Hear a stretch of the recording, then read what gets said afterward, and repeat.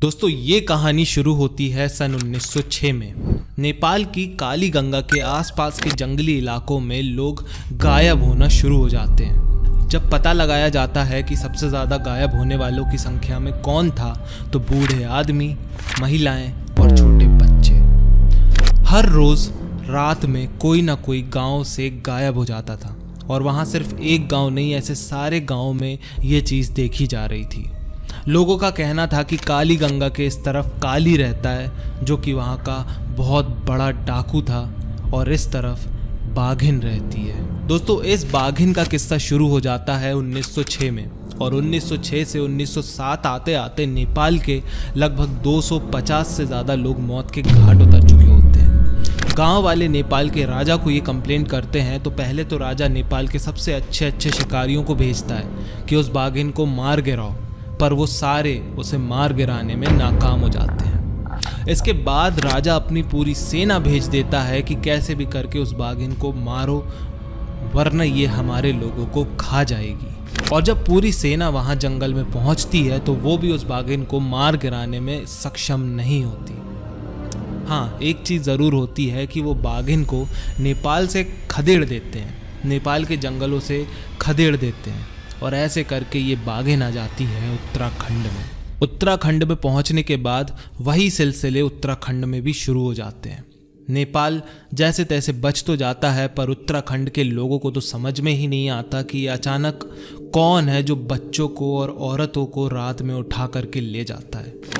दरअसल अगर आप पहाड़ी इलाके से होगे, तो पहाड़ी इलाकों में चरवाहे लोग होते हैं जो कि घास को काट कर अपने जानवरों को खिलाने के लिए लेकर के जाते हैं। दिन भर ये लगभग घास काटते हैं, जंगलों से सामान बटोरते हैं, और रात में उनका यूज़ करके अपना घर चलाते हैं। ये बाघिन सबसे ज़्यादा ऐसे ही लोगों को उठा करके लेकर के जाती थी। बहुत सारे शिकार हुए, लगभग 100 लोगों को बाघिन ने अपना शिकार बनाया। उसके बाद उत्तराखंड के लोगों ने ब्रिटिश इंडिया कंपनी में कंप्लेन की।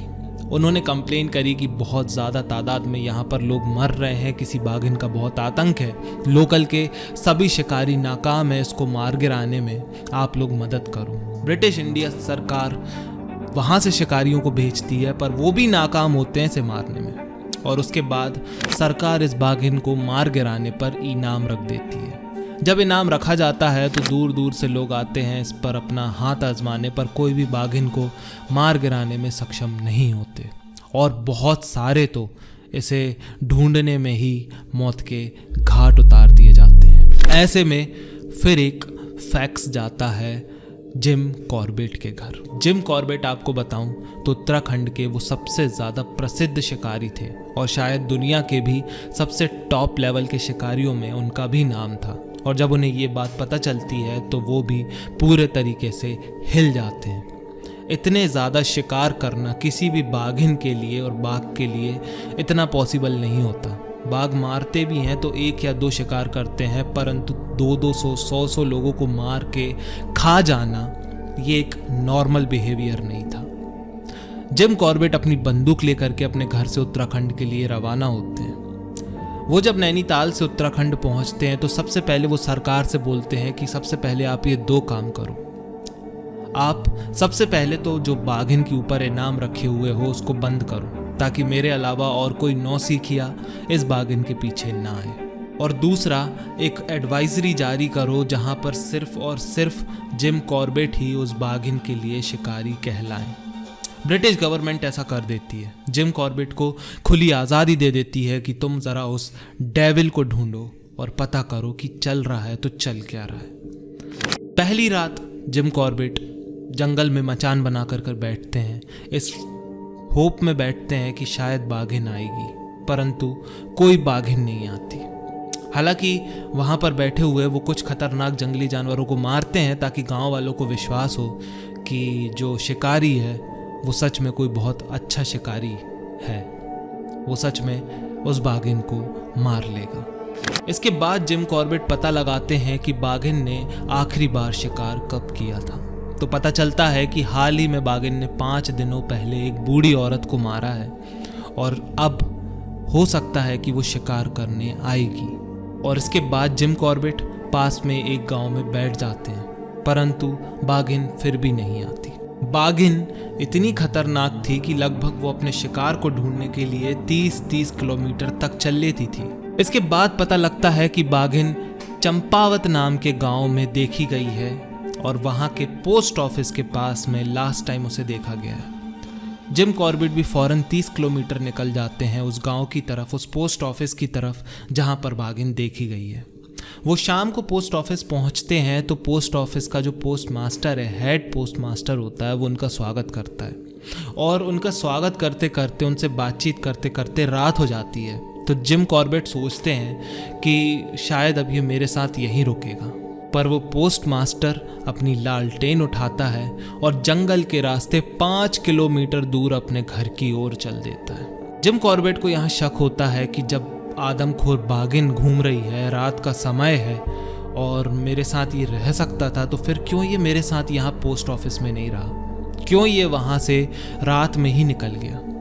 हालांकि जिम कॉर्बेट फिर सोचते हैं कि जाने देते हैं। वो अपने रूम में चले जाते हैं जो उनको अलॉट किया गया था पोस्ट ऑफिस में ही, और वहाँ पर उनके साथ एक चौकीदार भी होता है जो अलग कमरे में होता है। चौकीदार बताता है कि रात में जिम कॉर्बेट बहुत जोरों से चिल्लाने लग जाते हैं और अचानक से भागते हुए पसीने से लथपथ उसके कमरे में आते हैं और कहते हैं मैं यहाँ ही सोऊंगा। और इस सब चीज़ों का वर्णन जिम कॉर्बेट ने अपनी book the man eaters of Kumaon में भी किया है। हालांकि जिम कॉर्बेट भूत प्रेत पर विश्वास नहीं रखते, परंतु बुक में वो लिखते हैं कि शायद मैंने उस दिन जो एक्सपीरियंस किया वो नेचर के रूल्स के हिसाब से अगेंस्ट जा रहा था, और इसीलिए क्योंकि मैं इन सब चीज़ों पर विश्वास नहीं रखता हूँ तो अपनी हंटिंग टेल्स में ऐसी चीज़ों का वर्णन करना सही भी नहीं है। अगले दिन जिम कॉर्बेट वापस से बाघिन की तलाश में निकल जाते हैं और इस बार वो फिर से एक जंगल में मचान बना करके बैठ जाते हैं। उनको पक्का शक था कि बाघिन यहाँ पर शिकार करेगी ही करेगी, और ऐसा होता भी है। बाघिन एक पास के गांव से एक औरत को मार करके लेके आती है, उनके करीब आती है और उसे चीर फाड़ के खाना शुरू कर देती है। ये सब चीज़ जिम कॉर्बेट की आंखों के सामने ही हो रही थी और जिम कॉर्बेट बाघिन पर गोली चलाते हैं, पर वो पता नहीं कैसे समझ जाती है और तुरंत वहाँ से भाग जाती है। जिम कॉर्बेट उसका पीछा करते हैं पर सफलता हाथ नहीं लगती और वो वापस आ जाते हैं। अब यहाँ पर कोई और हो तो पूरा होप खो दे कि शायद मैं बाघिन को नहीं मार पाया, पर जिम कॉर्बेट कहते हैं कि इसने शिकार किया है, इसके शिकार को यहीं पड़ा रहने दो, ये वापस आएगी। अगली शाम ऐसा होता भी है।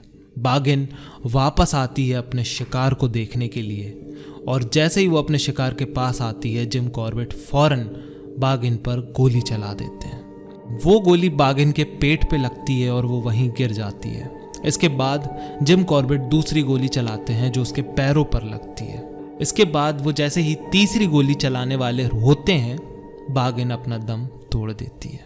इस दरमियान ये कहानी तो बहुत छोटी है, पर बाघिन ने बहुत लोगों को मौत के घाट उतारा हुआ होता है और इस वजह से पूरे गांव वालों के चेहरों पर बहुत खुशी होती है, बहुत उत्साह होता है, बहुत सब खुश होते हैं। इनफैक्ट जिम कॉर्बेट भी उस समय खुश होते हैं और हंस रहे होते हैं जब वो बाघिन के सामने गांव वालों के साथ खड़े होकर फोटो खिंचवा रहे होते हैं। पर तभी कुछ ऐसा होता है जिससे जिम कॉर्बेट की खुशी मानो गम में बदल जाती है।